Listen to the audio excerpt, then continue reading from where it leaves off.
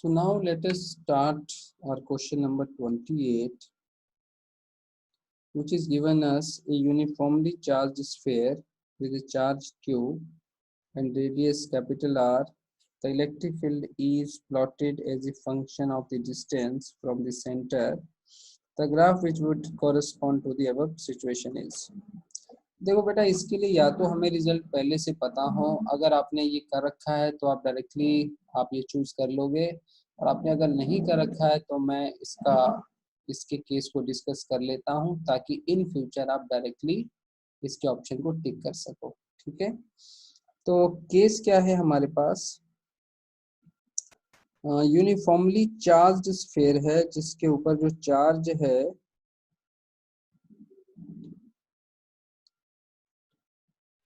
सबसे पहले क्या ये पता हम लगा सकते हैं कि इसमें डिस्ट्रीब्यूशन कैसी रहेगी।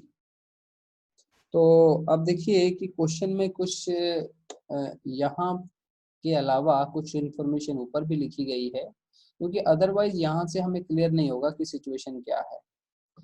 So in this below question, it is mention you that assume insulating sphere with volume charge density.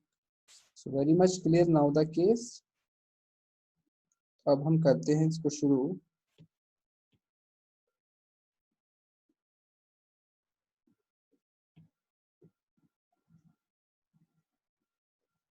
So we take a sphere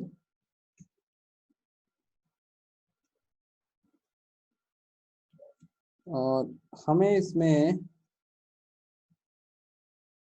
इसका स्फीयर का रेडियस कैपिटल आर मानना, ओरिजिन यहाँ सेंटर पे रहेगा। एक पॉइंट हमें आउटसाइड लेना है, आउटसाइड वाले पॉइंट पे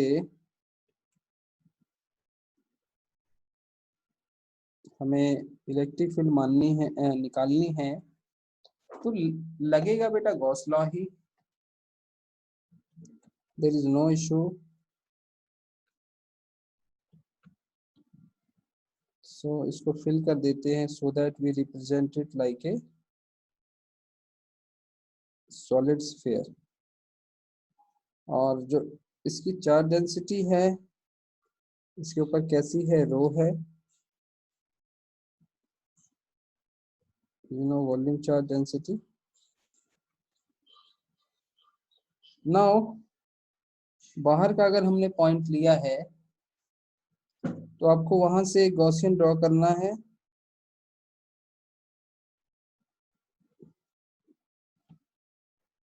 Just I make again. और उस गॉसियन से आपको क्या निकालना है, उसका ये फ्लक्स निकालना है। So we have a electric field outward, we have a this area is dA, so area vector is dA. You know all these things how to make, both will be normal to the this dA surface. तो बेटा ये इसका phi of the GS क्या निकलेगा? It will be E dA cos 0 integration. Again it's a case of spherical symmetry, so E will be constant, so taken outside area A cos 0 1. हम जो case कर रहे हैं केस 1, जो हमारा small are है वो कैपिटल आर से बड़ा है, यानी आउटसाइड पॉइंट हमने लिया है। So we have a 4 pi small are square situation, phi of GS निकल आया using Gauss law which says phi of GS q enclosed by epsilon naught. तो फाई जीएस को भरिए आप।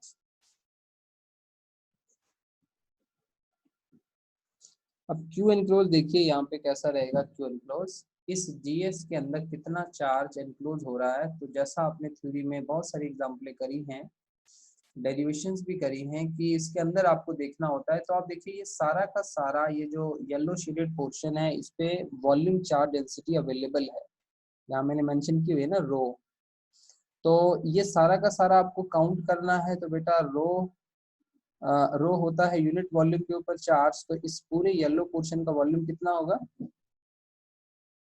4/3 पाई कैपिटल आर क्यूब। इसको आपको रो से multiply करना है, you able to get this Q enclosed value. So now just check out this 4 pi get cancelled and rho over 3 epsilon naught r cube over small r square. So this is equation 2 and this is the result we have for the small r greater than capital R. It means बाहर वाले point के लिए equation 2 हमारे लिए valid है। तो अब देखिए कि यहाँ से क्या हमारे पास कुछ ग्राफ का आइडिया हमें मिल रहा है क्या? जी हाँ, इस एक्सप्रेशन में अगर आप देखेंगे तो rho is constant, 3 epsilon not is constant, capital R is constant, the variable part is small R. So you can check कि E is inversely to small are square, और आपको पता है कि इनवर्स का ग्राफ कैसा होता है। सो if I make this point as equal to R, तो हमें जो ग्राफ है हमें जो ग्राफ है इस पोर्शन के लिए बनाना है। तो इस पोर्शन के लिए जो ग्राफ है वो बनेगा इससे। अब एक काम हम और करते हैं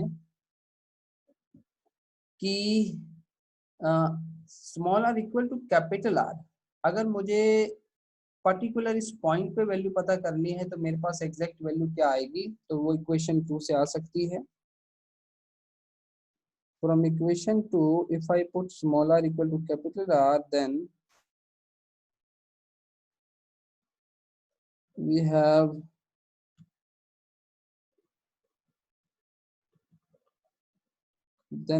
the exact value, which is rho r by 3 epsilon naught. So this is a constant value,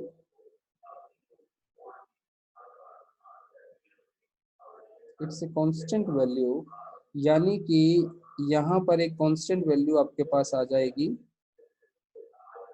इसको E नॉट मान लेते हैं। और उसके आगे का ग्राफ आपको पता है इनवर्स का ग्राफ कैसे आगे को जाएगा, ये बेटा ऐसे जाएगा। सो बेटा अभी तक हम ये वाली शेप को हम अंदाजा लगा पाए हैं, क्योंकि कैपिटल आर के ऊपर यानी कि सरफेस के ऊपर कुछ ना कुछ कांस्टेंट वैल्यू आ रही है, ये सारी उस कांस्टेंट वैल्यू को हमने यहाँ पे मेंशन कर लिया।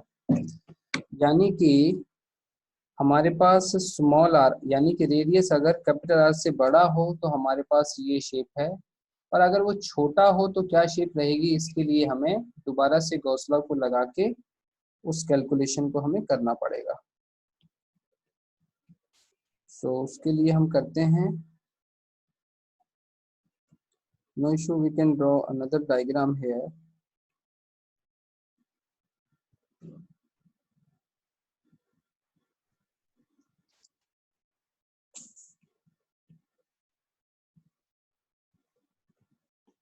So this is the capital R case,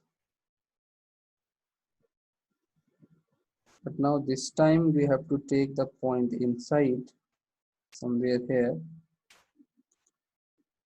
और इसको रेडियस R मान लेते हैं। बट ये कौन सा केस है, केस 2 है, for R less than capital R, and remember this whole sphere is having a volume charge density, the whole sphere, okay everyone, पूरे में चार्ज फैला हुआ है। तो करेंगे क्या, इसको छोटा सा एरिया जूम करके आउटसाइड इलेक्ट्रिक फील्ड आउटवर्ड दिखा के डीए दिखा के आपको फ्लक्स निकाल लेना है. So that flux will be E dA cos 0 again integration E taken outside 4 pi r square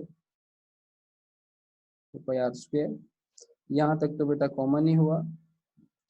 When we apply Gauss law, तो गॉस लॉ में फर्क कहाँ पड़ेगा, क्यू एनक्लोज के ऊपर फर्क पड़ेगा. आप देखिएगा क्यू एनक्लोज में इस बार क्या सिचुएशन होने जा रहा है कि आपको ये जो आपका जीएस है ये वाला, इसके अंदर का चार्ज चाहिए. ठीक हो गया. तो इसके अगर आपको अंदर का चार्ज चाहिए तो सिंपल आपको इसका वॉल्यूम पता होना चाहिए. ठीक है. तो वो वॉल्यूम कितना है हमारे पास, इस स्मॉल आर से हम वो वॉल्यूम का गैस कर सकते हैं ना.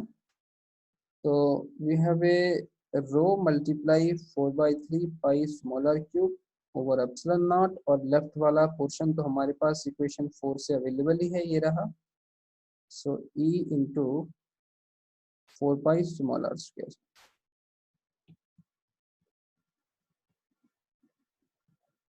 So see very clearly E come out to be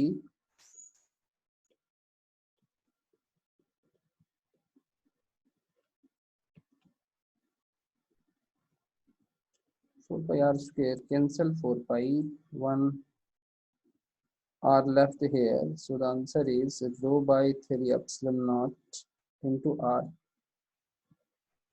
So interestingly, the field inside is come out to be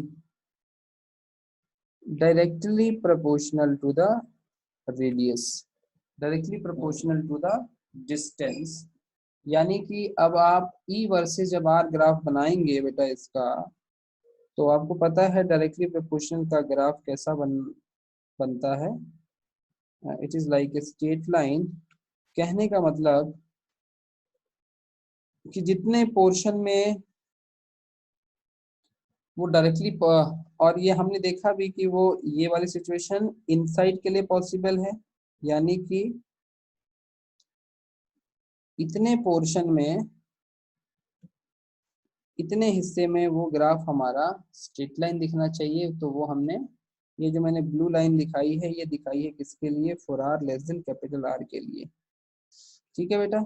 तो दोनों ही केसेस को अगर मैं कंबाइन कर दूं, so I can have the combined graph. Therefore from case 1 and 2 we can have combined graph. तो वो कैसे रहेंगे, E वर्सेस R, जिसमें एक पॉइंट आपको दिखाइए सरफेस वाला. सरफेस वाले पॉइंट पे क्या हुआ था, आपके पास एक कांस्टेंट फील्ड आई थी और ये ओरिजिन पॉइंट है, वहां तक स्ट्रेट लाइन यानी कि E प्रोपोर्शनल स्मॉल r, और उसके बाद नीचे की तरफ E inversely to R square. So now you can match this graph with the options and you will find that it matches with option D.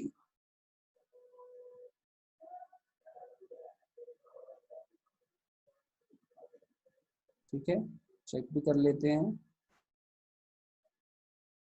So you can see very clearly your our answer is matches with this option. So option D is correct.